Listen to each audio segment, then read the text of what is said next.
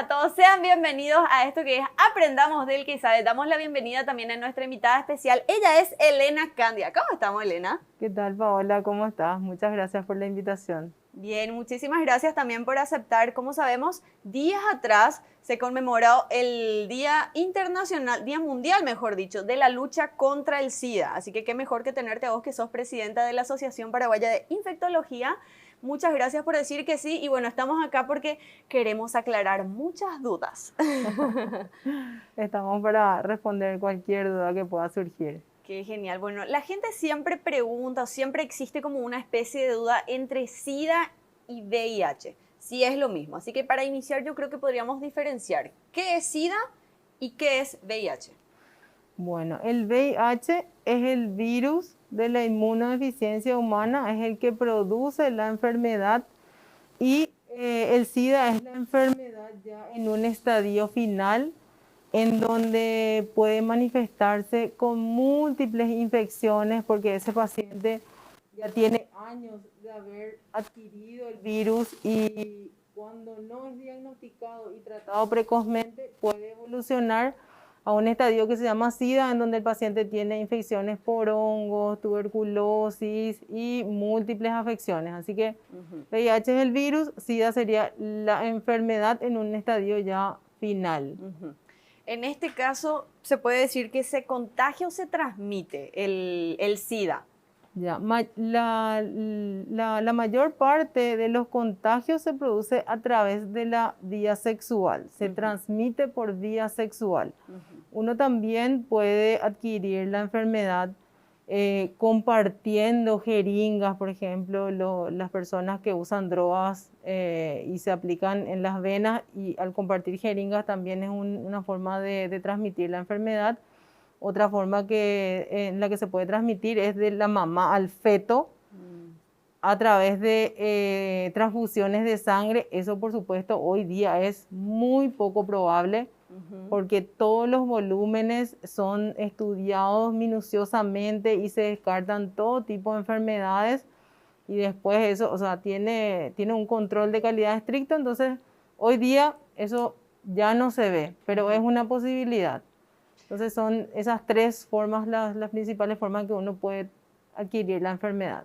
Después un clásico que es una cuestión de salud, obvio que no utilizar presto barbas, también el tema de los cepillos de dientes. Yo recuerdo en la época del colegio decía no compartir porque también podría ser una forma de transmisión, ¿verdad? ¿Es así o no? Claro, Por el tema de la sangre, en caso de que sí, llegue a tener alguna especie de lastimadura o algo, lo mismo con el presto barba. sí, no hay reportes Ok. sobre ese mecanismo. También en un momento se creyó que el Sí, mosquito podía justo eso, transmitir la sí. enfermedad, ¿verdad? Como nosotros estamos acostumbrados a tener epidemias de dengue, entonces también surgió esa preocupación, pero a la fecha no hay reportes de esa vía de transmisión. Acá la principal vía de transmisión sigue siendo la vía sexual y el contagio materno-fetal. Bueno, cabe destacar que en Paraguay nuestros mosquitos tienen como si fuesen agujas, ¿verdad? Pero no, se libera por completo ese mito. Y en cuanto a la transmisión, ¿verdad? Cuando, si uno piensa que tiene VIH en este caso, ¿cuánto tiempo debe esperar como para poder quitarse esa duda para hacerse el análisis, por ejemplo? Ya, cuando uno adquiere o está en contacto, yo soy sana y estoy en contacto con un paciente que tiene VIH, hay un periodo de 2 semanas en que tardan los estudios en salir positivos, que se llama el periodo de ventana. Esta infección, se le llama síndrome retroviral agudo, puede manifestarse como un cuadro gripal, puede producir fiebre, dolor de garganta, pueden aparecer ganglios y puede pasar totalmente desapercibido. Pensamos que tenemos un resfrío, una gripe y no nos dimos cuenta que nos contagiamos del virus.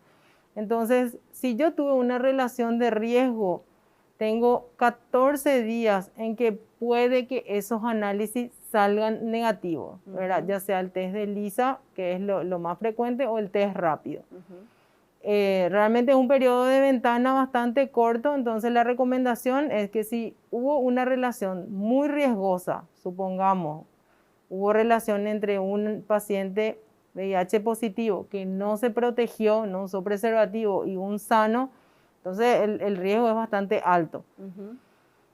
Y sobre todo si la relación es por vía anal, ¿sí? Porque cuando hay rotura de la mucosa de la piel, entonces es más probable que se produzca el contagio, ¿sí? Mayor el riesgo. Sí, es por eso que cuando recién empezaron a reportarse los casos, hace 40 años, era una enfermedad de homosexuales. Se creyó en un inicio porque eran ellos los que se contagiaban con mayor... Anal, Sí, claro, porque había ruptura de la integridad de la piel, entonces había más probabilidades que ellos se contagien, ¿verdad? No ocurre así con el sexo entre una pareja heterosexual porque no ocurre esa ruptura de la mucosa. Bueno, entonces si yo estoy en contacto con un paciente que tiene VIH y yo no tengo, no nos protegimos, nos hacemos el test y si a las 2 semanas nos sale negativo, eso se repite por lo menos a las 2 semanas más, en un mes, ¿verdad? Y con eso podemos asegurar que dependiendo del resultado, ¿verdad? Que estamos fuera de peligro si es que da negativo. Claro, ¿sí? una especie de tipo falso negativo que Así te digo, que para mismo, asegurar sí, salir de puede dudas. dar resultados falsos negativos las primeras 2 semanas después del contacto, ¿sí? Ok.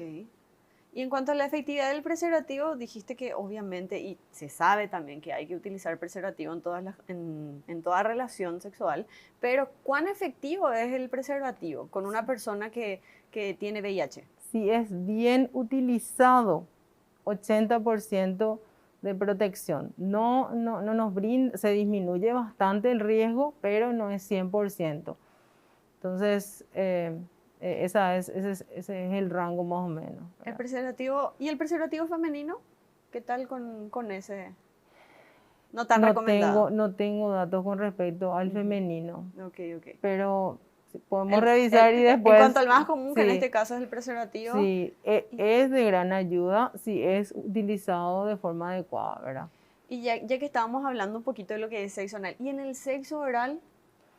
Y en el sexo oral hay posibilidades de transmitir si es que hay lesiones en los genitales, ¿verdad?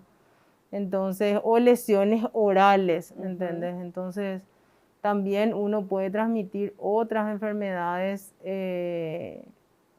infecciosas como el virus del papiloma humano por esa vía, sífilis. Entonces, cuando nosotros nos protegemos, utilizamos preservativos, si es que vamos a tener relaciones sexuales con un desconocido o no tenemos una pareja sexualmente estable, entonces la recomendación es que nos protejamos, ¿sí? Con preservativo, porque si bien hay muchas enfermedades de transmisión sexual como la sífilis, Sí. que se trata con penicilina, que es una droga barata y accesible, hay otras enfermedades que cronifican, ¿verdad? Como es el caso del VIH, ¿verdad? El SIDA. Hay tratamiento, pero el tratamiento es de por vida. ¿Podría una persona tener, por ejemplo, VIH y también sífilis? O sea, más de una infección o enfermedad de transmisión sexual. Eso es algo súper frecuente que vemos en el consultorio. De hecho, que si un paciente consulta conmigo por sífilis, que es una enfermedad de transmisión sexual, acude con cuadro de gonorrea, acude con cuadro compatible con hepatitis B o C, nosotros estamos obligados a descartar VIH también en estos pacientes, porque quiere decir que estuvo teniendo relaciones sexuales sin protección y ahí pudo haber adquirido la enfermedad. Pueden tener HPV con VIH, sífilis y VIH, hepatitis B y VIH. Una ensalada de fruta ahí de Todo tipo infecciones de y enfermedades. combinaciones, sí. Ok, ¿quiénes son más propensos de contraer infecciones con Mira, VIH? cualquier persona que tenga relaciones sexuales sin protección puede adquirir la enfermedad. Okay. Pero esto es más relevante, como mencionábamos anteriormente, cuando la relación sexual se da entre dos hombres que tienen sexo con hombres por aquello que mencionábamos, porque hay una ruptura de los tejidos, de la piel, de la mucosa, entonces eso hace que con mayor efectividad se produzca el contagio. Ujú. ¿Qué provoca el VIH en el organismo de uno? Y lo que produce es una disminución de la capacidad de respuesta de nuestras defensas. Tenemos nuestros soldaditos que son los que nos defienden cuando tenemos un proceso infeccioso, los que tienen que salir a batallar. Sí. Bueno, y esos soldaditos están totalmente debilitados, disminuidos y de baja calidad. Entonces, es por eso que es tan oportuno que una persona que es sexualmente activa se haga por lo menos 2 veces al año su test de ELISA para VIH o un test rápido para VIH, porque cuanto más precozmente iniciemos el tratamiento, más preservado va a estar ese sistema inmunológico y, por supuesto, vamos a estar menos propensos a tener infecciones oportunistas, microorganismos que se aprovechan de que nuestras defensas están bajas y nos atacan. Porque justo en eso quería hacer hincapié. Uno se siente de repente mal. No, no me voy a ir a consultar. Así sea una gripe. No, no me voy a ir a consultar. Seguro se me va a ir. Y quizás tenés algo más que solamente un dolorcito. No, hay que hacerse ver, señores, porque con todas las enfermedades siempre destacamos eso, que en un principio, si vos la agarrás a tiempo, vas a poder tratar, porque sabido es que lastimosamente el VIH no tiene cura, es así, doctora, pero se trata, se puede tratar, uno puede llevar una vida tranquila con tratamiento. Así mismo. Hay que tomarlo de la misma manera en que se promueve que toda mujer sexualmente activa se haga su Papa Nicolau todos los años. ¿Para qué? Para detección precoz del cáncer de cuello uterino. Bueno, de esa misma manera tenemos que hacernos también todos los años nuestro test de ELISA para VIH, por lo menos 2 veces al año, y con eso aseguramos que podamos acceder a un diagnóstico y tratamiento precoz y tengamos mejor calidad de vida. ¿Cuál es el tratamiento que sigue una persona con VIH? Actualmente el centro por excelencia que provee la medicación es el PRONACIDA, que es el Programa Nacional de Lucha contra el SIDA, que está ubicado sobre la avenida Venezuela, cerca del Juan Max Boedner.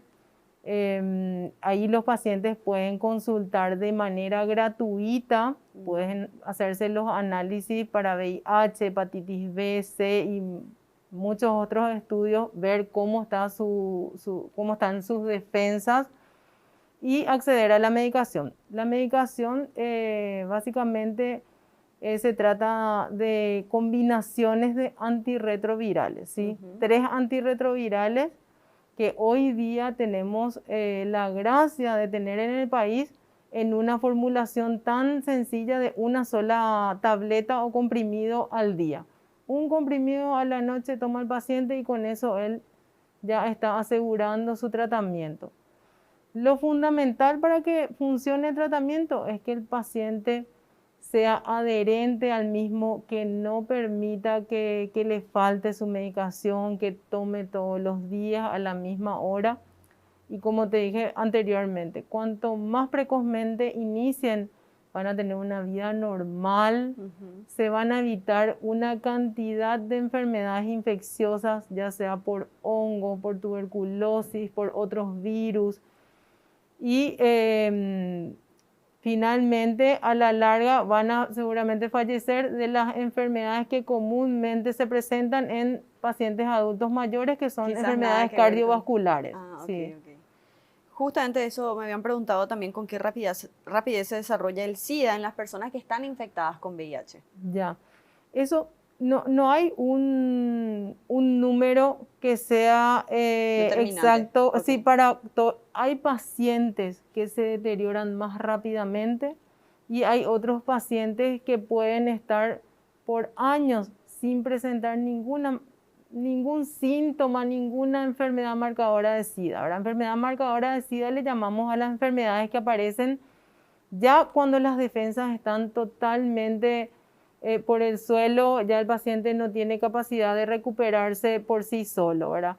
Por ejemplo, una de ellas es el hongo en la boca, que es la candidiasis oral. Esa es una enfermedad marcadora de SIDA. Quiere decir que las defensas están bajísimas y que probablemente el paciente se haya contagiado 7 a 10 años antes. Wow. Es un promedio.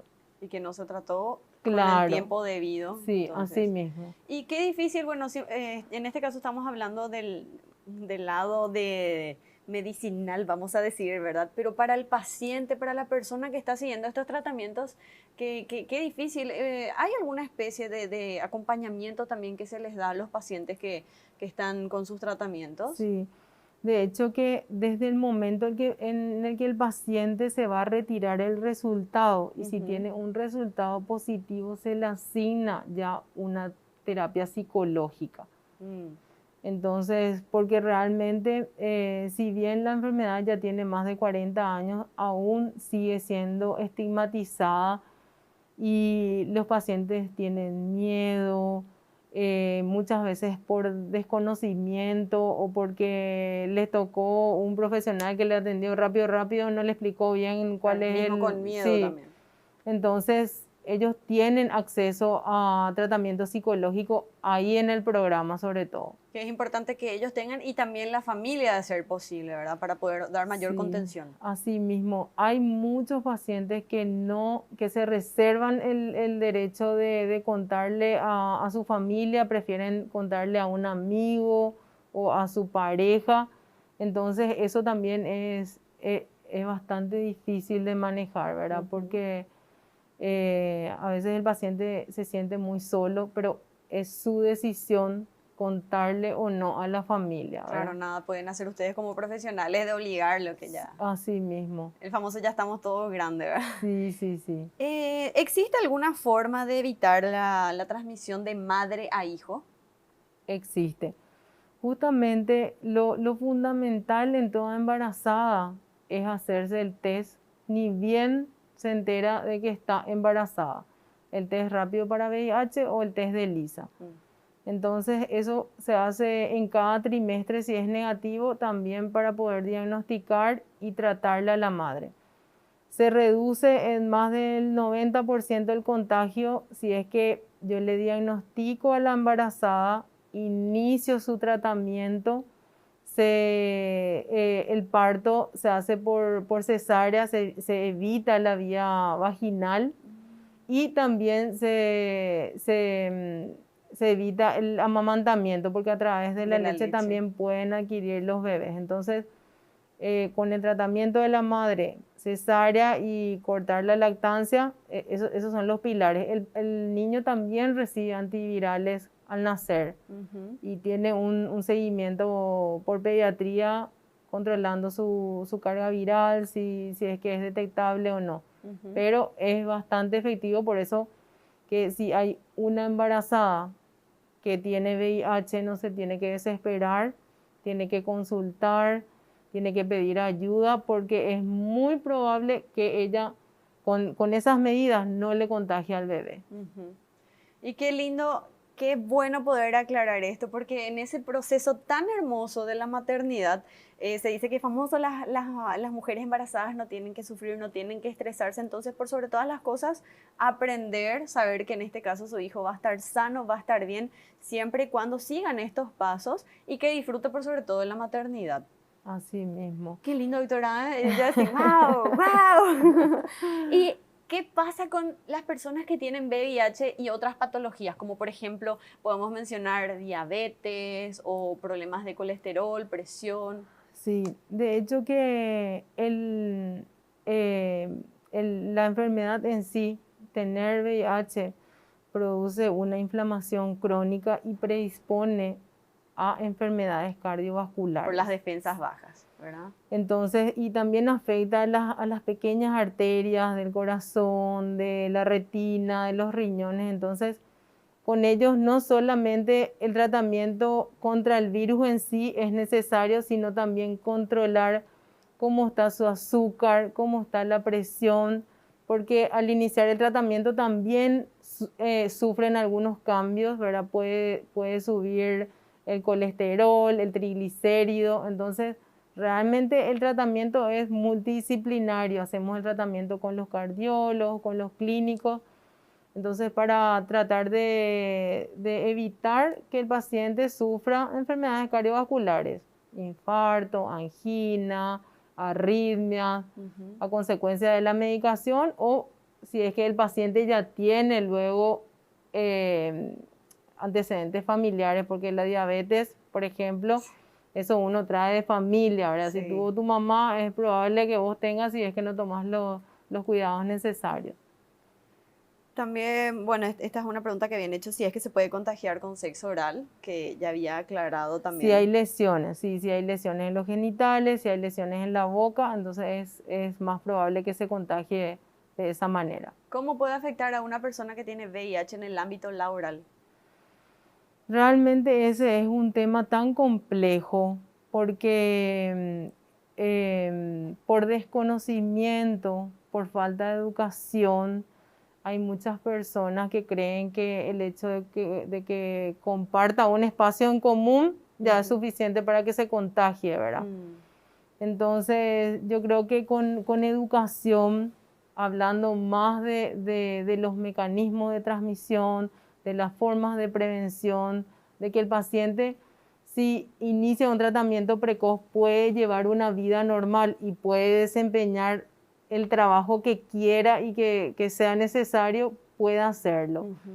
Pero considero que no estamos preparados en muchos entornos laborales. Por supuesto, nosotros, en nuestro entorno, es un poquito más fácil porque es como que estamos cara a cara y si tenemos un compañero de trabajo que tiene VIH, no va a ser un problema. Pero quizás en otros ámbitos, ya sea qué sé yo, en el ámbito de la construcción, en otros ámbitos. Por una cuestión de ignorancia o falta de conocimiento, como Sí, mencionaste. así mismo. Pero si hay una persona en tu lugar de trabajo que tiene VIH, vos tenés que estar tranquilo porque el VIH no se contagia por hablar con un enfermo, por pasarle la mano a una persona enferma, así que en ese sentido uno puede estar tranquilo. Convengamos, señores, que ahora mismo no estamos en época de pasar manos, dar abrazos, dar besos, nada, justamente por el tema del COVID. Y ahí va mi otra pregunta. Con esto del COVID que se vino con todo y muchas personas lastimosamente estuvieron siendo afectadas, ¿cómo están los pacientes que tienen VIH y también COVID? Realmente los pacientes, Suspira la doctora. Dios mío, sí. Es que, en serio, es algo que debe afectar mucho, porque lo que me comentabas en principio es que uno como paciente a veces se siente mal.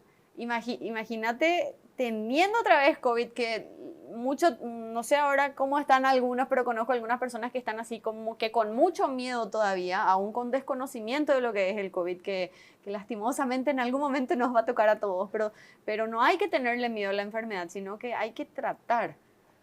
Sí, y mira, el VIH está dentro del grupo de riesgo de pacientes que pueden sufrir complicaciones. Ok. Mira, inicialmente las embarazadas, por ejemplo, no estaban dentro del grupo de riesgo, pero con el correr de los meses y a medida que fueron aumentando la cantidad de contagios, se vio que efectivamente la embarazada tiene mayor riesgo de internarse o de requerir ingreso a terapia intensiva. Y con el VIH es como que está ocurriendo eso. Estamos viendo muy pocos casos aún. Están dentro del grupo de riesgo, pero lo fundamental es que el paciente busque ayuda, consulte, ya sea de forma virtual o en un centro COVID, ¿verdad? Hoy tenemos el Juan Max Boedner, el Hospital Ingavi, el Hospital Nacional de Itagua, que tiene su centro de atención de respiratorios en donde pueden acudir. Y también hay formas de consultar por vía virtual para que el paciente pueda conocer cuáles son los signos de alarma y si es necesario o no que se haga una tomografía de tórax o unos análisis de sangre. Fundamentalmente son los cuidados que cualquier paciente con COVID debe tomar, el paciente con VIH con más razón. Aclaradísimo entonces ese punto. Preguntaron nuevamente qué efectividad tienen los preservativos para evitar el VIH. Y de eso mencionamos anteriormente que si son bien utilizados tienen una efectividad del 80%. Ujú. Porque de repente, viste que el mal uso en el sentido de que no te colocaste antes de iniciar la relación sexual o tuvo una rotura el Ujú. preservativo. Entonces, es por eso que la efectividad no es del 100%. Claro, cuidado con juguetear ahí, ¿eh? No, pero es cierto, como estaba mencionando, hay que colocarse antes, no, Claro. no hay. ¿Cuál es el riesgo de transmitir VIH mediante besos intensos? Es muy poco probable si la mucosa no está lesionada. Si tenemos una mucosa de la boca, ¿verdad? Que es el tejido que recubre la parte interna de la boca, si es que no hay lesiones, es muy poco probable que se contagie por esa vía. Nada de mordidita, ¿eh? También, y por medio de un piercing o un tatuaje, transmitir VIH. Mira, dependiendo de si la aguja con la que se hace el tatuaje fue utilizada por un enfermo o si es nueva, o sea, tenemos que ver en dónde Mm, nos hacemos ese tipo de procedimiento. ujú. Lo ideal es, por supuesto, que eso sea un Nuevo, material desechable, ahí en que, tu cara claro, que mismo. abran enfrente a vos, que esté todo esterilizado para evitar contagios. Y lo del piercing es lo mismo, ¿verdad? Que Ujú. el instrumental que se utilice para hacer las perforaciones sea un material estéril para evitar no solo contagiarse de esta enfermedad, sino que se produzcan infecciones en el momento de hacer las perforaciones. El cuerpo humano es tan delicado realmente y tenemos que cuidarnos no solamente por VIH, sino por miles de cosas. Con esto de los programas, yo, oh no, ya no quiero tomar, estoy todo así. Pero en serio, está buenísimo aprender y ir aclarando las dudas. También preguntan, ¿es seguro para dos personas que viven con VIH mantener relaciones sexuales sin protección únicamente entre ellas? Dos personas que Con están con VIH, tratamiento. sí. Mira, cuando el paciente está con tratamiento antirretroviral y tiene una carga viral indetectable, ¿qué significa eso? Uno le hace un análisis de sangre y puede medir si Ujú. hay virus en esa muestra de sangre, si hay virus detectable. Cuando no hay virus detectable, no hay posibilidad de que se transmita la enfermedad, ¿sí? Entonces es por eso importantísimo que el paciente que está con tratamiento se haga sus controles. En algunos casos se hace cada 3 meses, en otros casos cada 6 meses, justamente para controlar si el virus está suprimido con el tratamiento antirretroviral. Pero ya con tratamiento, porque en este caso da a entender también que podría ser una pareja, obviamente ya conviviendo, estando juntos. Entonces, con tratamiento a tener esos cuidados, pero sin tratamiento obviamente no. Sin tratamiento no, porque mira, fíjate, yo pude haber adquirido el virus mutado con un perfil de resistencia totalmente diferente al que tiene mi pareja, Wow. ¿entendés? Entonces, son virus que se replican muy rápido, entonces tienen altas chances de ir mutando y esas mutaciones lo que hacen es que sean resistentes a los antivirales que tenemos disponibles. Ese sí es Y como peligroso. no son muchos los antivirales que tenemos disponibles, tenemos que cuidarnos y cuidarla a nuestra pareja sobre todo. Ujú. ¿En qué consiste la profilaxis post-exposición? La profilaxis post-exposición consiste en tomar una medicación antirretroviral, un antiviral que es específico para el VIH, posterior a una relación de riesgo. O Ok. sea, yo tuve hoy una relación con un desconocido, no me protegí, entonces yo voy a consulta porque quiero prevenir esa infección. Yo no sé si la persona con quien estuve era enfermo o no, estoy preocupado y quiero tomar algo que evite que yo me haya contagiado del VIH. Ujú. Entonces, esa es la profilaxis post-exposición que está en boga hoy día porque ya pasaron 40 años desde los primeros reportes y evidentemente que si le tratamos solamente a los que están muy enfermos ya en un estadio final, esta epidemia del VIH-Sida no va a terminar. Entonces, la idea es tratar precozmente a todos para tratar de que termine algún día. Comentaste algunos de los síntomas que uno tiene en caso de tener VIH, pero ¿qué pasa a las personas que estamos del otro lado? Por ejemplo, ¿hay alguna forma de poder identificar fácilmente que una persona puede tener esta patología? Por ejemplo, a ver, simplemente dar un ejemplo, las uñas está de alguna forma, o el cabello, o su cara, el rostro, el cuerpo, algo que tenga como para poder identificar o es casi imperceptible. Mira, para nosotros es bastante probable que ocurra eso porque estos pacientes tienen una coloración de la piel totalmente diferente, tienen seborrea. Con eso no te quiero decir que todos los que tienen Claro, seborrea claro. tienen VIH, Sí, sí, pero sí. pueden tener esas manifestaciones como un rostro así oscuro, grasoso, pueden tener así como escarchitas, camitas, ¿verdad? Como, La piel seca. sí. Y eso pueden tener los pacientes, candidiasis oral, hongos en la boca. También el popular fuego San Antonio, ¿Cuál ¿verdad? es Que es ese? el herpes zóster. Ah, Ese es también un motivo de consulta frecuente y nosotros como infectólogos estamos obligados a descartar algún trastorno en el sistema inmunológico, que uno de ellos puede ser el VIH. Hay pacientes que tienen el fuego San Antonio o herpes zóster a consecuencia del estrés, la falta de sueño, mala alimentación, pero en este caso nosotros también tenemos pacientes que consultan, se van por herpes zóster y le hacemos el test del VIH y sale positivo, ¿verdad? Entonces, hay enfermedades que son pero estos síntomas se manifestarían en qué tiempo ya de ya en un tener, estadio avanzado, ya avanzado, 7, 10 años después de que se hayan infectado. Porque acá lo que pasa, cuanto más tiempo dejamos pasar, peor.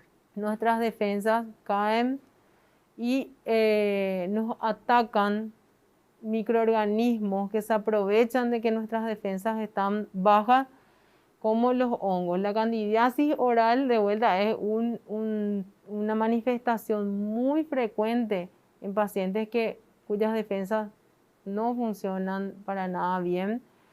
Entonces, también una causa muy frecuente de consulta e internación es la toxoplasmosis cerebral.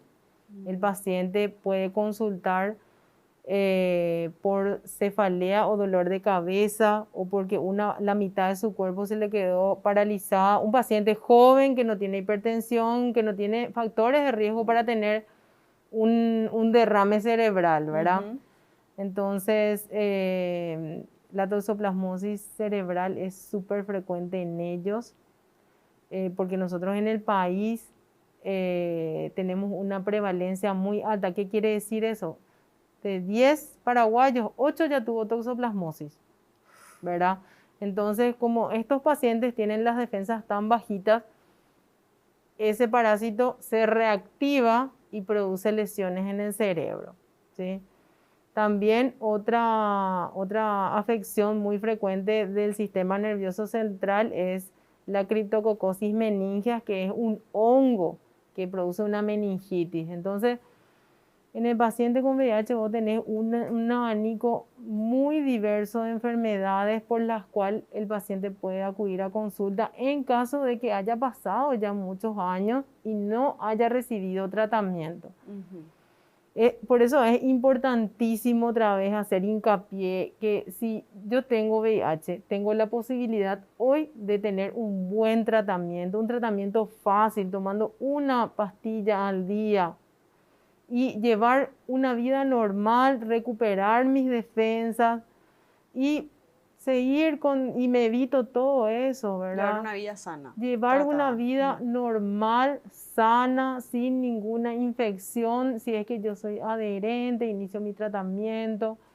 Entonces, realmente, y también cuando un paciente te ingresa así a la urgencia, ya con una toxoplasmosis cerebral, quiere decir que sus defensas están bajísimas y es más fácil recuperar que vayan subiendo esas defensas que en un paciente que se va a ir de motus propio, se hace su test, se hizo nomás de rutina y le saltó positivo, pero él tiene sus defensas, están súper bien, están altas y yo le inicio, entonces evito ese bajón, evito que tenga cualquier tipo de infección, iniciándole precozmente el tratamiento.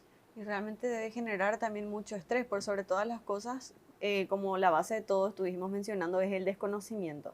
Entonces, proveerle la información y luego continuar con los procedimientos.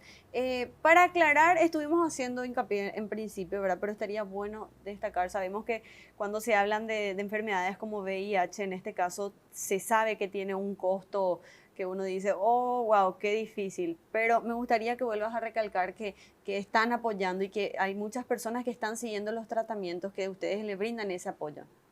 Asimismo, uno tiene la posibilidad de acceder hoy día en Paraguay a un tratamiento gratuito. Un frasco de antirretrovirales te puede salir entre $3.000 a $5.000 si es que vas a comprarlo de la farmacia. Entonces, tener esa posibilidad en nuestro país es algo grande y tenemos que buscar ayuda, no quedarnos encerrados en nuestra casa llorando, lamentándonos por lo que ocurrió, porque tiene tratamiento y los pacientes que son adherentes y toman su medicación y cumplen con su consulta y sus controles, llevan una vida súper normal.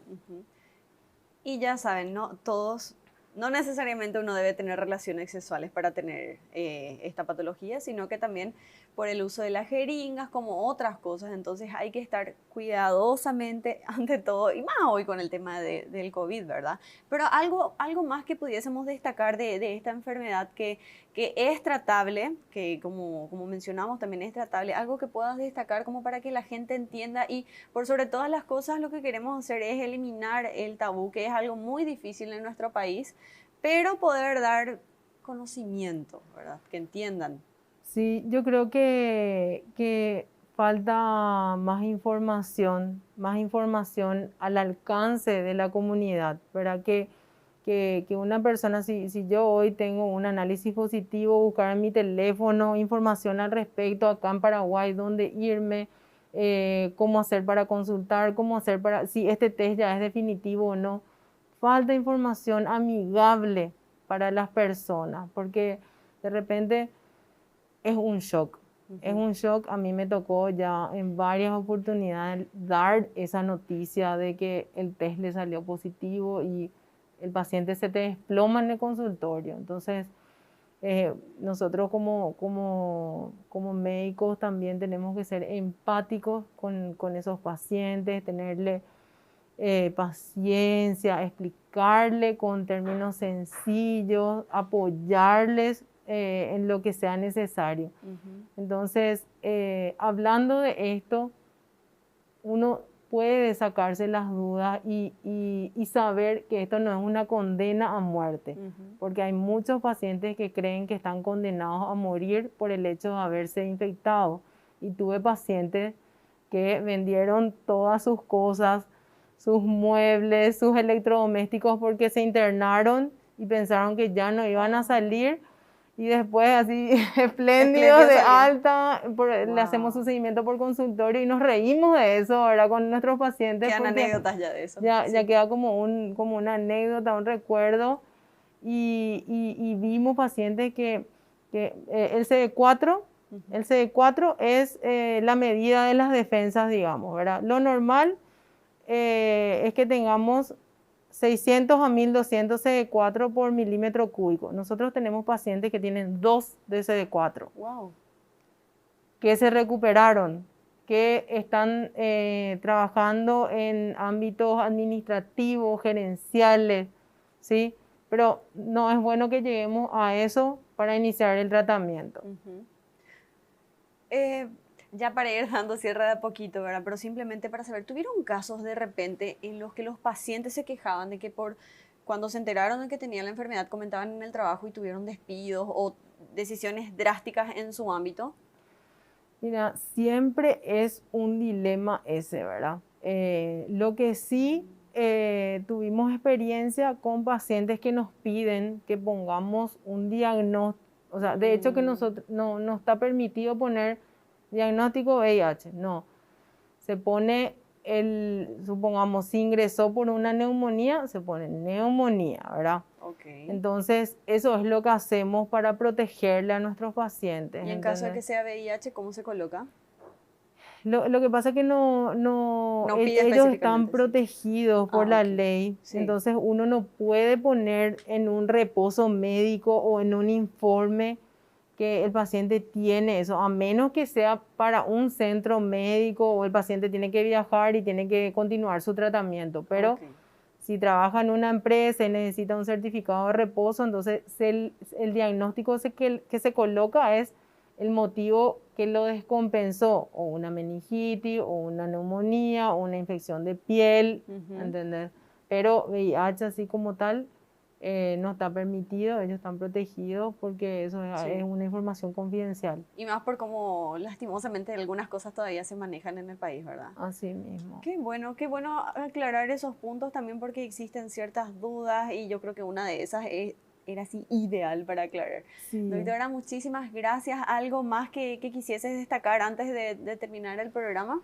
Sí, les invito a todos los pacientes que se hagan su test por lo menos una o dos veces al año. Tienen la posibilidad, pacientes asegurados del IPS pueden consultar en el servicio de infectología. Pacientes que no tienen seguro de IPS pueden acudir al Pronacida, hay consultorio de VIH, de otro tipo de enfermedades transmisibles y también ahí se pueden hacer análisis de VIH, sífilis, hepatitis B, también para hacer un chequeo. Y bueno, y que si es que tienen alguna enfermedad de transmisión sexual, no tengan miedo, acérquense a nosotros y vamos a guiarle para que hagan un buen tratamiento. Mil gracias, doctora. Bueno, esto fue Aprendamos del que sabe. Agradecemos una vez más a la doctora Elena Candia. Ella es presidenta de la Asociación Paraguaya de Infectología. Como les dije, el 1 de diciembre fue el Día Mundial de Lucha contra el SIDA. Así que a todas las personas que tienen VIH, fuerza, señores, hay que salir adelante y por sobre todas las cosas, a las personas, a no discriminar. Todos somos iguales y esta es una enfermedad que es tratada, ¿sí?